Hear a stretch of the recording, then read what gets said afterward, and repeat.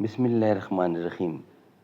ناظرین السلام علیکم ورحمۃ اللہ۔ ناظرین، وی لاگ نمبر 88 اور پیج 112 اور اس کتاب کا ٹائٹل ہے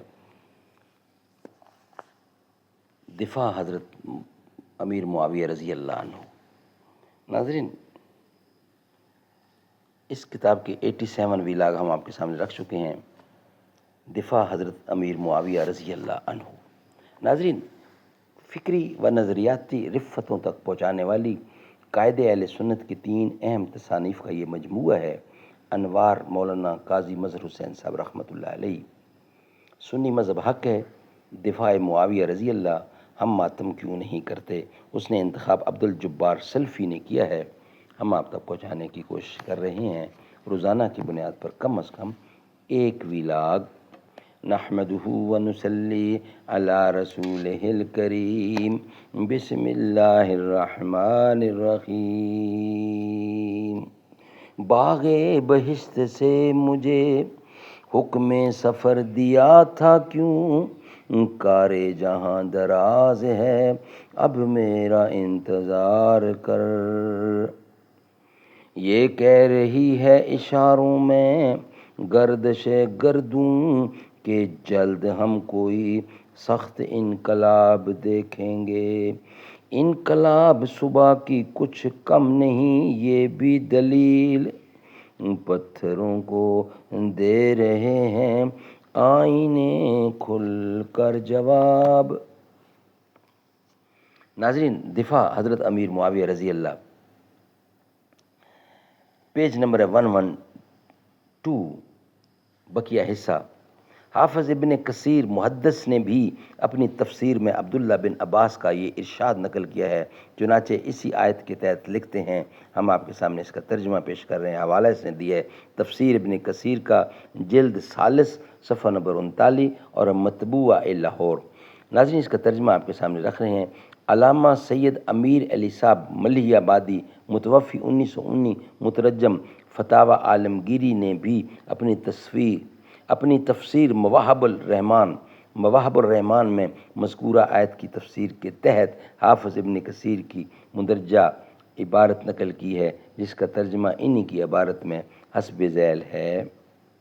امام ابن کثیر نے یہاں ایک لطیف انضباط نقل کیا ہے، یعنی قولہ تعالی میں لکھا ہے کہ امام البحر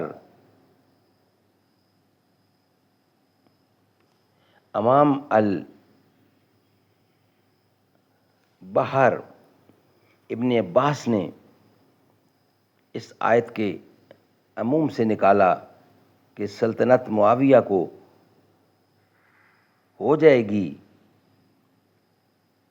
اس آیت کے عموم سے نکالا کہ سلطنت معاویہ کو ہو جائے گی، اس وجہ سے کہ حضرت عثمان کے ولی وہی تھے اور عثمان مظلوم شہید ہوئے تھے، اور معاویہ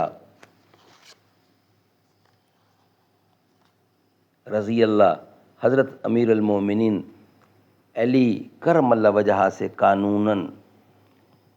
حضرت علی کرم اللہ وجہہ سے قاتلان عثمان کا مطالبہ کرتے تھے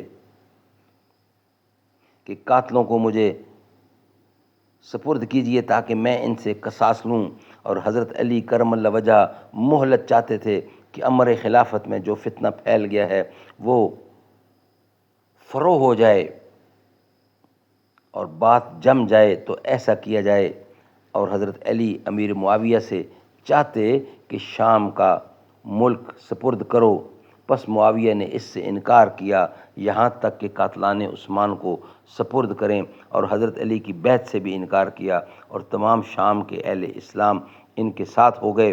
پھر انجام کو جس طرح ابن عباس نے انضباط کیا تھا وہی ہوا کہ سلطنت معاویہ پر مستقر ہو گئی، اور یہ عجیب بات اور عجیب انضباط ہے۔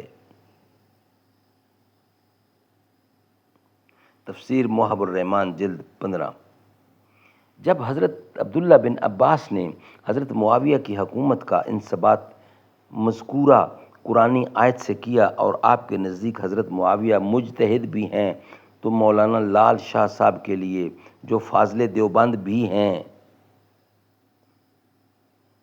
کسی طرح بھی یہ جائز نہ تھا کہ وہ حضرت معاویہ جیسی ایک عظیم شخصیت کے خلاف اس طرح مفصل جرا کرتے، جس کا مظاہرہ انہوں نے اپنی کتاب استخلاص فی یزید میں کیا ہے، جو شیعہ علماء و مجتہدین کا مذموم شیوہ ہے۔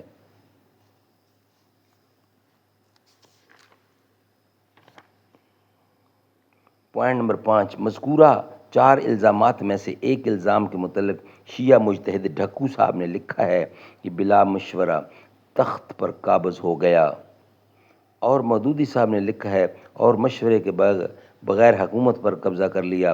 حالانکہ یہ سب بہتان ہیں، کیونکہ حضرت معاویہ نے حضرت حسن کے خلافت پر زبردستی قبضہ نہیں کیا تھا، بلکہ انہوں نے اپنی رضامندی سے اپنی خلافت ان کے سپرد کر کے ان کی بیعت خلافت کر لی تھی، اور ساری عمر حضرت معاویہ سے وظائف و عطیات لیتے رہے۔ اسی بنا پر اہل سنت والجماعت کا یہ مسلک ہے کہ حضرت امام حسن کی صلح کے بعد حضرت معاویہ تمام مملکت اسلامیہ کے برحق خلیفہ تھے۔ سبحان اللہ، سبحان اللہ۔ ناظرین، باقی حصہ نیکسٹ ویلاگ کی صورت میں آپ کے سامنے رکھیں گے۔ ناظرین، یہ کتاب جو حصہ ہم آپ کے سامنے رکھ رہے ہیں، یہ ہے دفاع حضرت امیر معاویہ رضی اللہ عنہ۔ یہ تھا صفحہ نمبر 113 اور صفحہ نمبر 114، 112، 113 اور 114 صفحہ تھا جو ہم آپ کے سامنے پیش کر چکے ہیں۔ ناظرین، فکری و نظریاتی رفتوں تک پہنچانے والی قائد اہل سنت کی 3 اہم تصانیف کا یہ مجموعہ ہے۔ انوار مولانا قاضی مظہر حسین صاحب، سنی مذہب حق ہے، دفاع حضرت امیر معاویہ، ہم ماتم کیوں نہیں کرتے۔ ہماری کوشش ہوگی کہ روزانہ کی بنیاد پر کم از کم ایک ویلاگ آپ تک پہنچایا جائے۔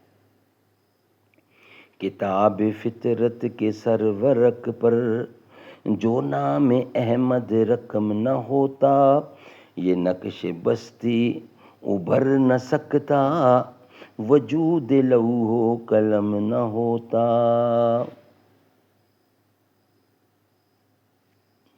تیرے غلاموں میں نمایاں جو تیرا عکس کرم نہ ہوتا، تو بارگاہ ازل سے تیرا خطاب خیر الامم نہ ہوتا۔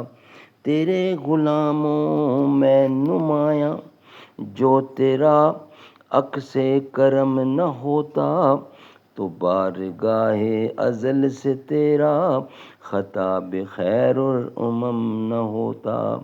نہ روح حق سے نقاب اٹھتا، نہ ظلمتوں کا حجاب اٹھتا، فروغ بخش نگاہ عرفاں اگر چراغ حرم نہ ہوتا۔ سبحان اللہ، سبحان اللہ۔ السلام علیکم ورحمۃ اللہ۔